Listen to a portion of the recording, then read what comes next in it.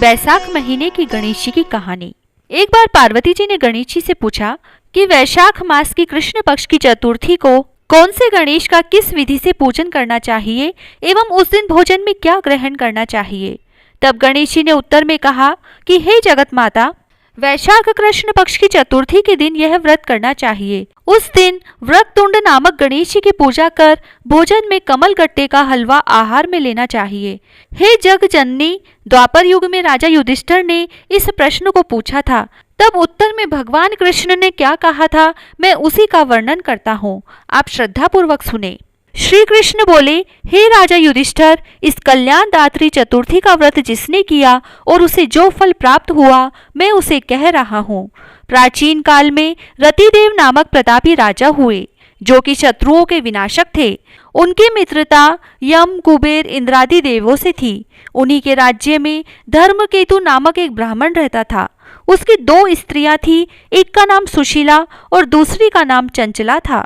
सुशीला नित्य ही कोई न कोई व्रत किया करती थी, फलतः उसका शरीर बहुत दुर्बल हो गया था। और इसके विपरीत चंचला कभी भी कोई व्रत उपवास नहीं करती थी, अपितु भर पेट भोजन करती थी। इधर सुशीला को सुंदर लक्षणों वाली एक कन्या हुई और उधर चंचला को पुत्र रत्न की प्राप्ति हुई। यह देखकर चंचला बारंबार सुशीला को ताना देने लगी, अरे सुशीला, तूने इतना व्रत उपवास करके शरीर को जर्जर बना डाला, फिर भी एक कन्या को जन्म दिया। मुझे देख, मैं कभी व्रत के चक्कर में न पड़कर हष्ट पुष्ट हूँ और वैसे ही बालक को भी जन्म दिया है। अपनी सोच का व्यंग सुशीला के हृदय में चुभने लगा। वह विधिवत गणेश जी की और भी ज्यादा उपासना करने लगी।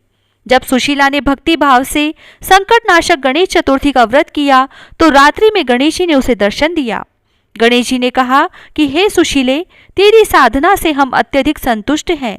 मैं तुम्हें वरदान दे रहा हूँ कि तेरी कन्या के मुख से निरंतर मोती और मूंगा प्रवाहित होते रहेंगे। हे कल्याणी, इससे तुझे सदा प्रसन्नता रहेगी। हे सुशीले, तुझे वेद शास्त्र वेता एक पुत्र भी उत्पन्न होगा। इस प्रकार का वरदान देकर गणेश जी अंतर्ध्यान हो गए। वरदान प्राप्ति के बाद से ही उस कन्या के मुख से सदैव मोती और मूंगा झड़ने लगे। कुछ दिनों के बाद सुशीला को एक सुंदर पुत्र उत्पन्न हुआ। कालांतर में उनके पति धर्मकेतु का स्वर्गवास हो गया। उसकी मृत्यु के बाद चंचला घर का सारा धन लेकर दूसरे घर में जाकर रहने लगी, परंतु सुशीला पति गृह में रहकर ही पुत्र और पुत्री का पालन पोषण करने लगी। उसकी कन्या के मुंह से मोती मूंगा गिरने के फल स्वरूप सुशीला के पास अल्प समय में ही बहुत सा धन एकत्रित हो गया। इस कारण चंचला उससे ईर्ष्या करने लगी। एक दिन हत्या के उद्देश्य से चंचला ने सुशीला की कन्या को कुएं में ढकेल दिया। उस कुएं में गणेश जी ने उसकी रक्षा की और वह बालिका सकुशल अपनी माता के पास लौट आई। उस बालिका को जीवित देखकर चंचला का मन उद्विग्न हो उठा। वह सोचने लगी, जिसकी रक्षा ईश्वर करता है उसे कौन मार सकता है। इधर सुशीला अपनी पुत्री को पुनः प्राप्त कर प्रसन्न हो गई। पुत्री को छाती से लगाकर उसने कहा, श्री गणेश जी ने तुझे पुनः जीवन दान दिया है। अनाथों के नाथ गणेश जी ही हैं। चंचला आकर उसके पैरों में नतमस्तक हुई। उसे देखकर सुशीला के आश्चर्य का ठिकाना न रहा। चंचला हाथ जोड़कर कहने लगी, हे बहन सुशीले, मैं बहुत ही पापीन और दुष्टा हूँ। आप मेरे अपराधों को क्षमा कीजिए, आप दयावती हैं। आपने दोनों कुलों का उद्धार कर दिया। जिसका रक्षक देवता होता है उसका मानव क्या बिगाड़ सकता है।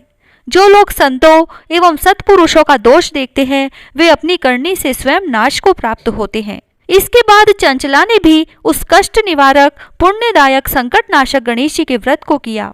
श्री गणेश जी के अनुग्रह से परस्पर उन दोनों में प्रेम भाव स्थापित हो गया।